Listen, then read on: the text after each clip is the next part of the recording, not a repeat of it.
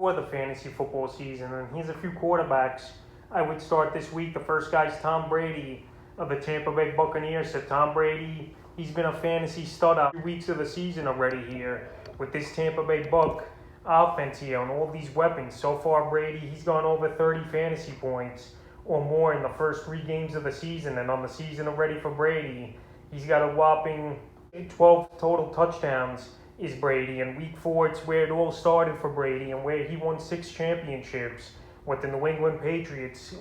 Sunday Night Football. And you know Brady's going to want to stick it to Bill Belichick and the Patriots for letting them go, not wanting to pay them, keep them on the team. And right here, I think this could be an historic ball game for Tom Brady, where it wouldn't surprise me to see him go for 450 passing yards to 500 with 5-6 touchdowns in this game. Because I think Brady in this one, he's going to be pissed off. He's not going to be happy after the way things ended up over there in New England. And he wants to show Bill Belichick this is where you still could have had a Super Bowl winning champ already without Belichick last season in his first year with Tampa Bay. So Tom Brady, like I said, it wouldn't surprise me if he gets 45, 50 fantasy points in this game and has a monster game versus former team, because you know he wants some payback and some vengeance in this ball game. The second quarterback I would start this week's Ryan Tannehill of the Tennessee Titans. So Tannehill so far this season, it hasn't been that great of a year for him. Week 1 versus Arizona, 212 passing yards and a touchdown and an intho and a rushing touchdown and 2 fumble losses. Week 2 at Seattle, 347 passing yards, 27 rushing yards and a fumble loss. And week 3 versus the Colts, 197 yards only. But he did throw for 3 touchdowns, 2 intros, and he added 56 yards on the ground. So right here, week 4, great matchup at the New York Jets. Even though this Jet defense isn't the worst defense in the world, but quarterbacks and offenses get so many opportunities with the Jets turning the ball over, giving teams short fields. And I think that's what's going to happen once again here with this Titan defense. They're going to give their offense short fields. And Ryan Tannehill, I think, has a good ball game. And it wouldn't surprise me to see him have anywhere from 25 to 30 fantasy points in this one. The next quarterback I would start is Dak Prescott of the Dallas Cowboys. So Dak Prescott coming into the year, he had the shoulder issue and obviously coming off that dislocated ankle surgery. But right here, the first 3 games of the season, he's been pretty solid.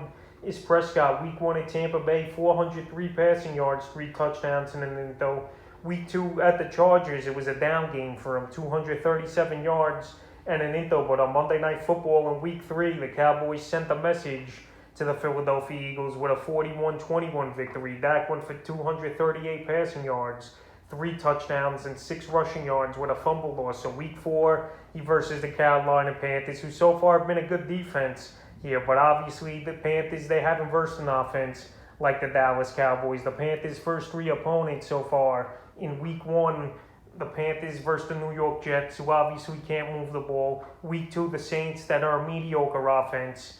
And week 3, versus offense in the Houston Texans with a backup quarterback starting. So right here, Dak Prescott, I think he has another patented big game where I could see him going for 250 to 300 yards with 3 touchdowns in this one versus the Carolina Panthers. The next quarterback's Joe Burrow of the Cincinnati Bengals. So far, Burrow, he's been pretty decent for fantasy owners. Week 1 versus Minnesota, 261 yards, 2 touchdowns. Week 2 at Chicago, it was a bad game for him. 207 yards, 2 touchdowns, 3 intros, including a pick 6, and a lot of garbage time scores in that one. In week 3 at Pittsburgh, though, versus a tough defense, I know he only threw for the 172 passing yards, but 3 touchdowns, an intro, and 7 rushing yards. In week 4, he's got a great matchup versus the Jacksonville Jaguars. And right now, if you're stuck at quarterback or you want to stream a guy this week, Joe Burrow's available still in 24% of fantasy leagues. So right here on a great Thursday night matchup versus the Jacksonville Jaguars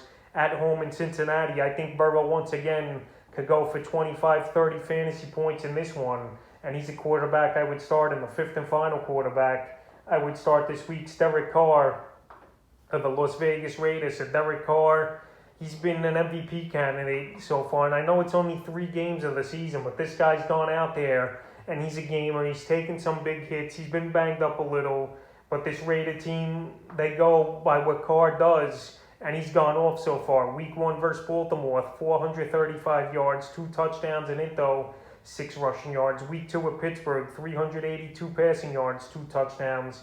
And week 3 versus Miami in an overtime victory, 386, 2 touchdowns and an intel. So week 4, AFC West matchup at the Los Angeles Chargers. Another indoor game here for Carr and the Raiders. And this one's going to be a shootout, in my opinion, between the Chargers and Raiders. So it wouldn't surprise me once again to see Carr go over 300 yards or touchdowns in this one. So Derek Carr, if he's on your waiver wire still, I'd recommend to people to pick him up early in the week. And he is still out there in 47% of fantasy leagues. So that's a few quarterbacks I will look to start this week in week 4 of the fantasy football season.